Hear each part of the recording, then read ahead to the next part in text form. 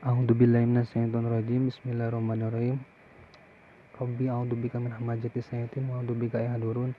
Rabbi shodri srohri wa yassirli amri wahlul 'uqdatam min lisani yafqahu qawli. Amma ba'du. Salam rahayu, salam sejahtera untuk kita semua. Om Swastiastu, Namo Buddhaya, salam kebajikan. Salam sehat untuk kita semua.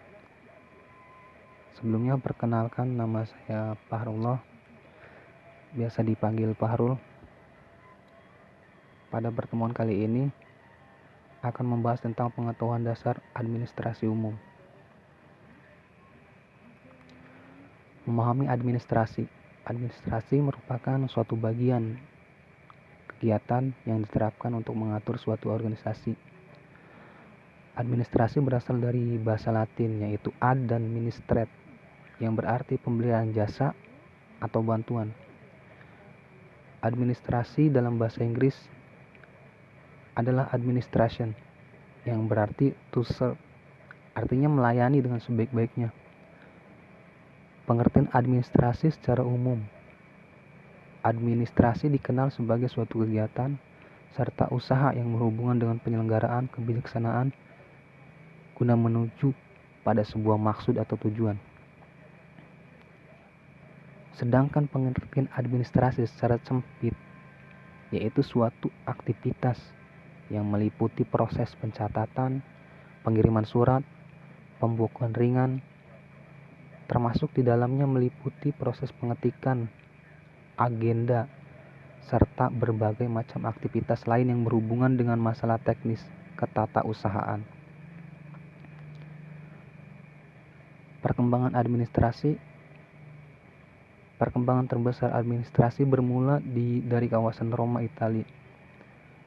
Ada 4 tahap yang menjadi bagian perkembangan ilmu administrasi. Tahap pertama, survival,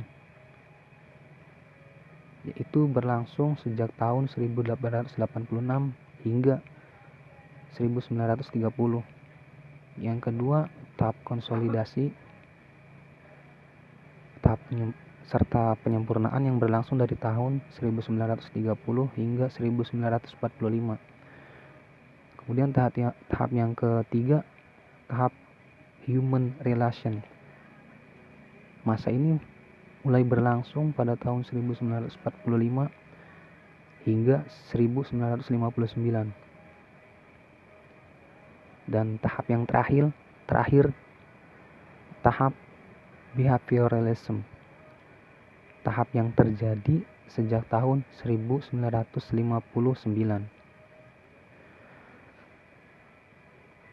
Kemudian ciri-ciri administrasi. Ada 5 ciri di dalam administrasi. Yang pertama, kerjasama. Dalam suatu administrasi diperlukan adanya sebuah kerjasama. Kemudian pembagian tugas. Pembagian tugasnya yang jelas. Tujuannya ada, terdiri dari sekelompok orang.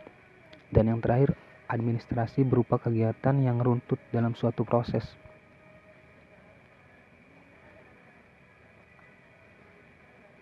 Kemudian fungsi administrasi. Kalau secara umum, planning, perencanaan, organizing, staffing, directing, pengarahan atau bimbingan, coordinating, reporting, dan budgeting. Kalau fungsi administrasi dalam keuangan ada 4. Yang pertama, fungsi mencari dana, fungsi investasi, fungsi pembagian laba, dan fungsi pembelanjaan. Kemudian tujuan administrasi, mengelola penerimaan maupun pengeluaran organisasi atau lembaga secara baik dan benar, melakukan pengefektifan adanya pemanfaatan uang sehingga dapat dikendalikan dan dikoordinasikan dengan baik dan tepat. Dan yang ketiga, bertujuan untuk melakukan minimalisasi adanya kekeliruan dalam perbuatan laporan keuangan suatu organisasi atau lembaga. Unsur-unsur administrasi. Yang pertama, organisasi. kemudian manajemen, komunikasi, kepegawaian, keuangan, perbekalan, tata usaha, dan hubungan masyarakat atau humas.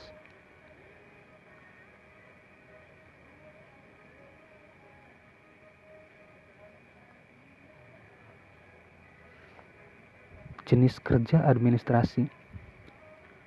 Yang pertama akuntansi atau keuangan, yang kedua laporan penjualan, yang ketiga inventory, dan yang keempat rekam medis.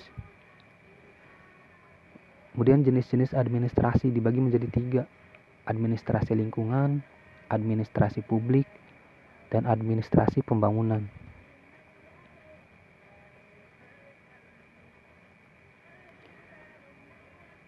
Jabatan dan tugas bagian administrasi. Yang pertama, tingkatan jabatan pada pekerjaan kantor. Itu ada 3. Yang pertama manajer administrasi, kemudian yang kedua manajer kantor, dan yang ketiga supervisor.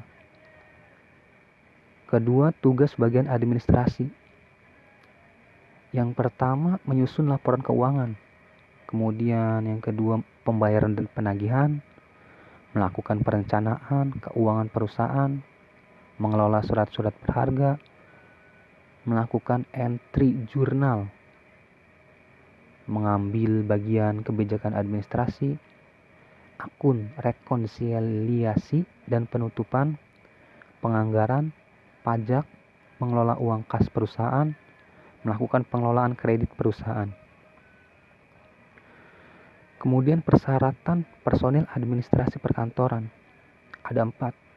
Yang pertama pegawai negeri, yang kedua swasta, yang ketiga pegawai tetap, dan yang keempat pegawai honorer. Macam-macam personil kantor. Itu ada 4 juga. Yang pertama manajer, yang kedua staff, dan yang ketiga administrator atau petugas pelaksana administrasi. Dan yang keempat pegawai atau worker. Kemudian tugas pokok dan kewenangan personel kantor.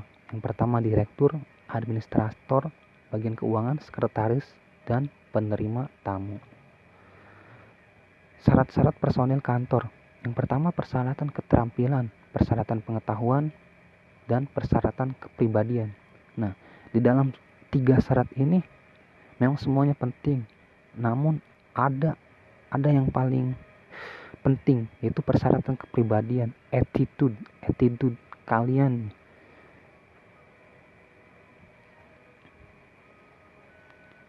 Kemudian syarat kepribadian nih, seorang personel kantor pertama itu harus loyalitas, kemudian tekun dan rajin, kesabaran, kerapihan, dan dapat menyimpan rahasia. Nah, itu aja untuk sementara materi yang disampaikan oleh saya. Kemudian sumber referensi buku ini yaitu Administrasi Umum, karyanya Agus Mulyono SE dan Reham Munas MP SPD. Terima kasih semuanya atas kerjasama dan waktunya. Ihdinas siratal mustaqim, wallahul muwaffiq ila aqwamit thoriq. Wassalamualaikum warahmatullahi wabarakatuh.